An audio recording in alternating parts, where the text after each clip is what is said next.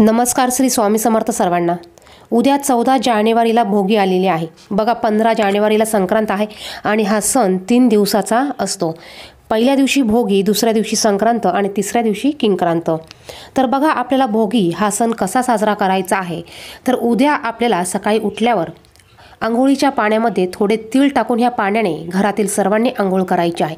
तुम्ही पांढरे तीळ टाकू शकतात किंवा मग काळे तीळ देखील टाकू शकतात। याचबरोबर उद्या आपल्याला सूर्याला अर्घ्य देखील द्यायचा आहे।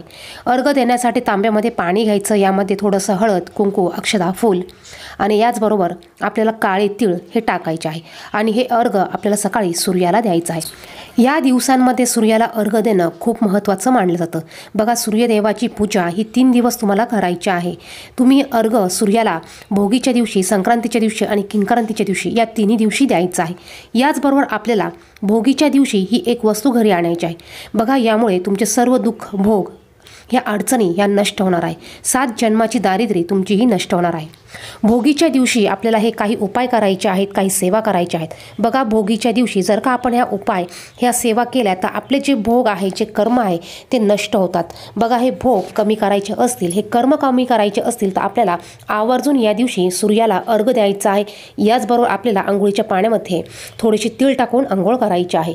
आपल्याला भोगीच्या दिवशी पवित्र नदीवर किंवा अंघोळ करणं शक्य नाही, तर यासाठी आपण घरीच अंघोळीच्या पाण्यामध्ये थोडेसे तीळ आणि गोमतीर किंवा गंगाजल टाकून या पाण्याने अंघोळ करायची आहे। याने देखील आपले भोग हे कमी होत असतात। याचबरोबर भोगीच्या दिवशी आपल्याला आवर्जून मिक्स भाजी करायची आहे। याचबरोबर बाजरीची भाकरी करायची आहे। या बाजरीच्या भाकरीला आणि या मिक्स भाजीमध्ये आपल्याला तीळ घालायचे आहे। तीळ घालून आपल्याला बाजरीची भाकरी आणि भाजी करायची आहे। याचा नैवेद्य आपल्याला घरात दाखवायचा आहे। त्याचबरोबर आपल्याला गायला देखील हा नैवेद्य दाखवायचा आहे। यामुळे देखील आपले काही भोग हे कमी होतात, नष्ट होतात। आणि याचबरोबर बघा आपल्या काही अडचणी असतील, आपले काही वाईट भोग असतील, वाईट कर्म असतील, दुःख असतील, अडचणी असतील, हे जर का नष्ट करायचे असतील तर आपल्याला भोगीच्या दिवशी आवर्जून घरी ही एक वस्तू घेऊन यायची आहे। आता वस्तू कुठली आणायची हे बघण्या अगोदर तुम्ही जर का चॅनलवर नवीन असाल तर असेच माहितीपूर्ण व्हिडिओ बघण्यासाठी चॅनलला सबस्क्राईब करा आणि बाजूच्या बेल आयकॉनला प्रेस करा, म्हणजे जेव्हा पण मी माझे व्हिडिओ टाकेल त्याचे नोटिफिकेशन सर्वात अगोदर तुम्हाला मिळेल।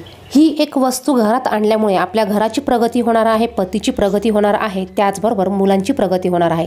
जर का आपल्या घराची प्रगती थांबली असेल, खुंटली असेल, आपल्या घरात पाहिजे तशा गोष्टी होत नसेल तर आपल्याला उद्याच्या दिवशी ही एक गोष्ट आवर्जून आणायची आहे। बघा उद्या आपल्याला 7 घोडे असलेला फोटो फ्रेम आपल्याला घरामध्ये आणून लावायचा आहे। बघा धावते 7 घोडे असलेली प्रतिमा जी आहे ती प्रतिमा आपल्याला उद्या घरात आणायची आहे आणि ती आपल्या घरामध्ये लावायची आहे।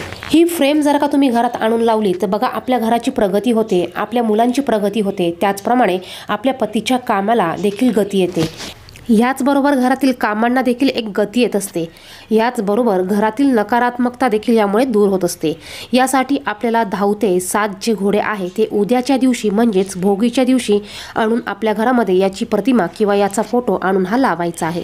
आता हा फ्रेम किंवा ही फ्रेम आणल्यानंतर कुठे लावायची तर बघा ही फ्रेम तुम्ही आणल्यानंतर समोर म्हणजेच दक्षिण दिशेच्या भिंतीवर लावू शकतात। ही जी घोडे आहे ती आपल्या घराकडे धावत आहे अशा पद्धतीने आपल्याला हा फोटो लावायचा आहे। वास्तुशास्त्रात घोड्यांना शुभ मानले जाते। ते स्थिरता, धैर्य, शक्ती, सामर्थ्य आणि निष्ठा यांचे प्रतीक आहेत। असे मानले जाते की 7 घोड्यांच्या चित्रांचा एखाद्याच्या जीवनातील विविध पैलूंवर सकारात्मक प्रभाव पडतो। तसेच धावणारे घोडे हे जीवनातील गती आणि वाढ दर्शवितात। याशिवाय 7 क्रमांक हा शुभ मानला जातो। त्यामुळे तुमच्या घरात योग्य दिशेने 7 घोड्यांचे चित्र लावल्याने तुमच्या प्रयत्नांना चालना मिळण्यास मदत होते। ही फ्रेम घेताना बघा आपल्याला यामध्ये जे 7 घोडे आहे त्यांचा कलर हा पांढरा असावा।